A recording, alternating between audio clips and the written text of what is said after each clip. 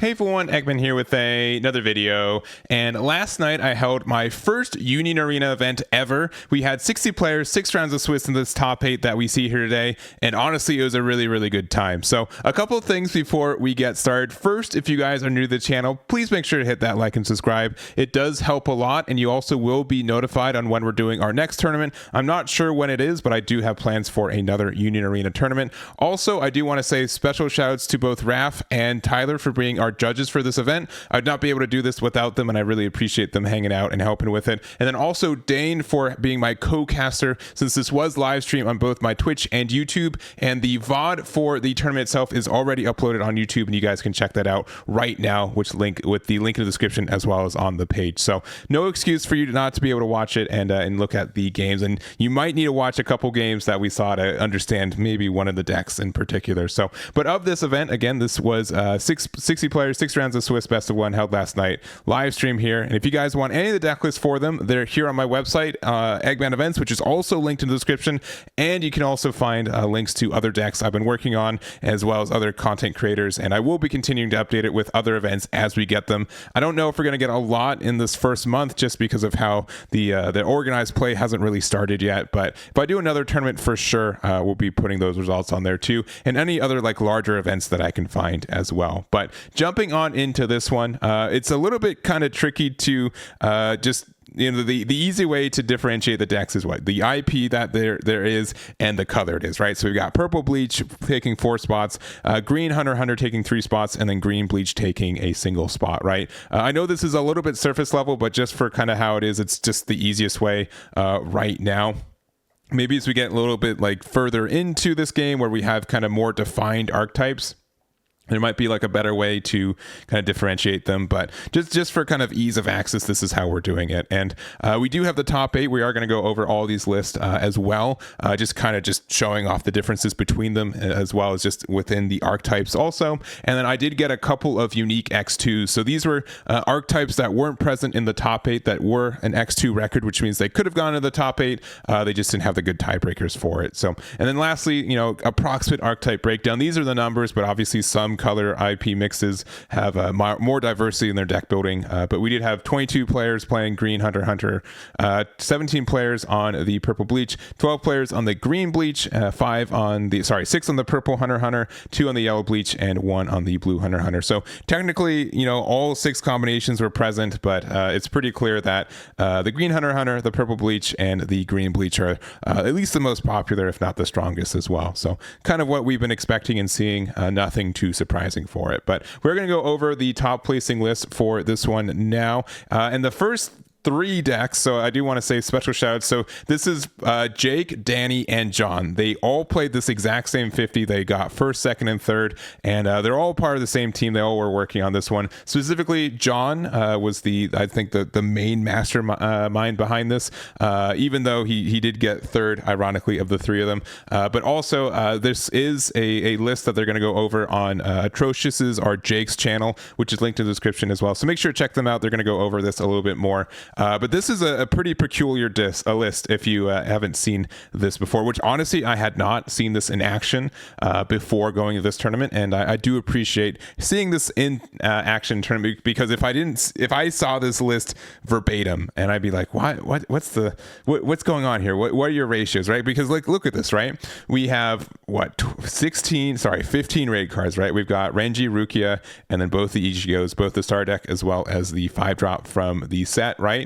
So, but we're only running a couple of Ichigos. We're only playing 4 copies of the 0-cost Renji, and then we're not playing any Rukias to go into it, right? So, traditionally, how this is supposed to be played, and you can see it in the live stream, specifically the finals, is that, you know, playing a 1-drop, they're playing 1 action point for a 40k is really good tempo in where this game is right now. So a lot of the time they would just be playing these out. A lot of these would just get raided, or they'd get the raid trigger from the life, so they get to your hand, which is more card draw, which is really impactful. And then obviously the removal from this Ichigo is really great. This getting impact is really great too. And if you guys don't know, if you play these out without using the raid effects, they're just vanillas, but again, 40k for one card that or one action point for a 40k is really, really cost efficient in this game where we're at right now. So you'll have to kind of see it. You definitely have to try it out. But once they kind of get to start playing it out, like the rating doesn't matter. Like sometimes you raid your Renji to be able to get the removal, right? But this can still be a double damage without it because the activate main is outside of the raid box, so you can use it without the raid.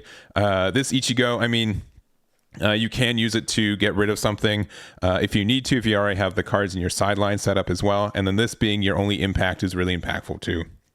Sometimes you just have extra cards in your sideline. You can use it to draw a card, and just generally just playing out as many of these bodies as possible. It works. It really does. It's peculiar. I didn't think it was going to, but it definitely did. And it got first, second, and third place. So just big congrats to Jake, Danny, and John. Make sure to watch out for Jake's video. They're going to explain it way better than I.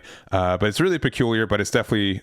I named it the Rush version, if you can't already tell from the page. So more of like, if you guys know like Digimon, it looks more like a rookie rush deck of where you just get so much advantage from the bodies you get to play that like giving up the body to raid into something is usually not worth it from this one, which is peculiar, but it ended up being the case. So that is their list. If you want a more, I would say, traditional Purple Bleach list, this is Osmar's version of it as well. So this is running, I would say, the package of just the Ichigo. We do have like the 0, the 1, and the 3.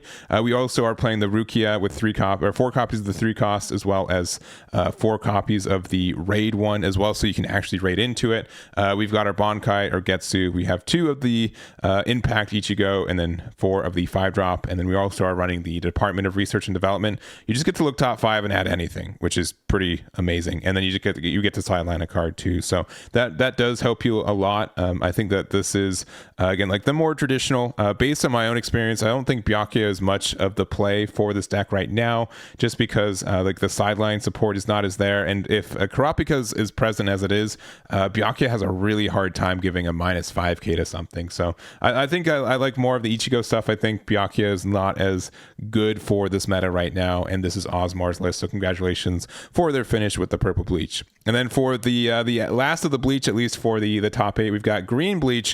So this is the list from Michael here, and this is, I'd say, more of the traditional build of like Toshiro, right? This was a card that I wasn't expecting to be super relevant.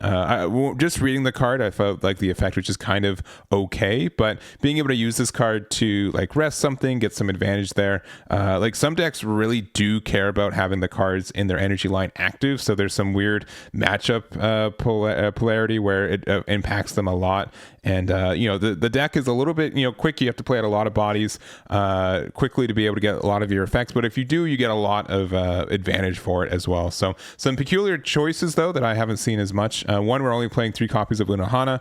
We're also splitting our color trigger, so we only have 2 of the 2-drop Toshiro, and then we're also playing 2 copies of the Yamamoto. So it is just a 4 cost that you get to play out for 1 as well. Or sorry, a 40k you get to play out for 1. 5 energy generation is not too terrible for this deck, and then also the fact that you can generate energy in the front line, it does come up to if you can also remove cards from sideline. So I think this could like maybe be like a counterplay for Bleach as well, but it's an interesting act because most people I see just play 4 copies of the Toshiro 2-cost color trigger as well. So other than that, I think moderately the same. We are also running the 13 court guard squad, so I think this is fine since it gets 2 cards from it. I wish this had like a draw trigger, honestly. I think that's like the only thing is that's stopping me from playing this more. But if you find yourself a lot of times in this deck where you just kind of run out of resources since you're trying to play everything on the board so quickly, so being able to spend, instead of like using your beginning of turn action point to draw 1, being able to use this to be able to get a +1 in card advantage can be impactful. So this is the build here, and congratulations to Michael for their finish with the Green Bleach. And then moving to Hunter x Hunter, so we do have I'm just going to go over 3, but our top placing one is Antoine's version of the Green Hunter x Hunter. They're all Kurapika based, if I'm being honest, but there are some tech choices for it as well. Generically, everyone's playing like as much of the Kurapika as they can. The 0 cost, the 3 cost, or 4 ofs usually, and then like 2 to 4 copies of the 2 cross promo. This being able to be used with your special as like an impact card, I think is good for the deck. We are playing a couple copies of these Leorios, 3 of them to be specifically. This being able to be like a 5k impact one, I think can be one great for like the mirror match if that happens a lot. Being able to attack and draw a card with it. In general, I think this deck is just running out of things to use action points sometimes. So being able to use that, or like Hisoka to be able to use the additional one to make them block is I think great for the deck. So there's that. We're also playing the 3/2 Leorio, where we're able to add a green character from your sideline, so that can help you recycle your Kurapika raid cards and just kind of there. So I think this is pretty standard for what this list is looking like. Obviously like the Leorios I think are a bit of a tech choice, but they make sense for the deck in general. And then we also do have Ming's version of the deck. This one's super streamlined. We're running just 4 of everything, and the only 2 thing is the promo. So very, very like this is like bare bones, I would say. We do have the Ponzu, which I don't see this card as often, but you do get to draw a card when sidelined. So it's easy card to push up early. You get a block with it, you get a draw, and you help get your cycle with it. And then really like quadrupling down on these little Oreos, playing 4 copies of it. So no real spice. I'd say again 4 of everything and 2 of this, but there's a lot of good cards, and I can make sense from these ones. So this is Ming's, and then lastly we do have Zach's version. So probably like an in between, right? It's interesting to see the Mito ad. This just is from the starter deck. This is normally better, I think, in like Gone in general, just because you get to boost up the power of the Gone, and then you're able to use that to get some additional power or like fishing rod pressure. But I do like the idea of the card, since you can use this and then you can use it with like Leorio. That means like you can boost up something with this Kurapika, and you're able to give it like a plus, or anything, make like this Kurapika 5,000, so this becomes a impact as well. Or you can do something silly where like you can like Mito, Leorio, Mito again. So I don't know. I think that's just like fine for the deck, but it's an interesting ad, and maybe it's just to get like more active triggers too, which I generally don't deck build with triggers in mind, but I don't think it's invalid to think about the value of some of these cards just existing in the life too. But this is Zach's list, who are ended up to get 8th place. So that is all of the top 8. We are going to go over a couple more lists. So again, these are going to be unique X2. So these are decks that could have gotten into the top 8. They just had a little bit of poor tiebreakers. We're going to start off with our 9th place list, which one of my favorite decks, if not my favorite deck in this format right now. We have Alex's version of the Purple Phantom Troop from Hunter x Hunter. Generally speaking, I do like the 50-50 package of or like more of the package where we approach more of the Phantom Troop cards in general.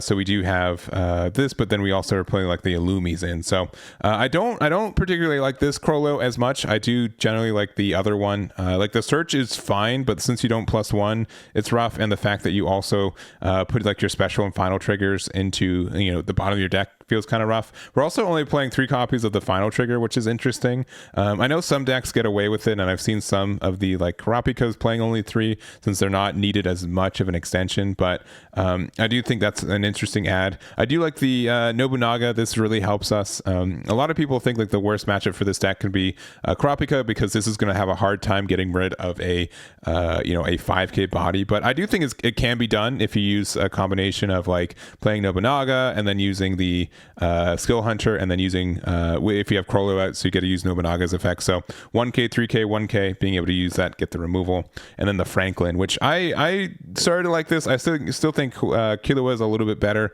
for double energy, but sometimes the 500 BP makes sense for it. So definitely more of like the Phantom Troop package, and then running a little bit of the Crollos with the 0 cost to be able to get there too. So this is our 9th place list. And then also this one's I think a little bit more from where I'm going, but I do think it like dips a little bit too much into the Zoldyck family. So but I know that Cosmic's been playing this a build like this a lot, with the idea that he likes the Dragon Head a little bit more for a special trigger. So choose one character with 3k power less than your opponent's front line and sideline it. If 3 or more Zoldyck family affinity cards are on your field, it's 5k or less. So you're able to play out like some Illumis, or your 0 cost Gittericker are like those kind of cards for that help for you. We also have like the Miluki as a one of, and then if we're able to get enough bodies. So I just feel like this is like a little bit more specific, that you're kind of like in a bad space. I won't deny like the special triggers for this deck are a little bit tough because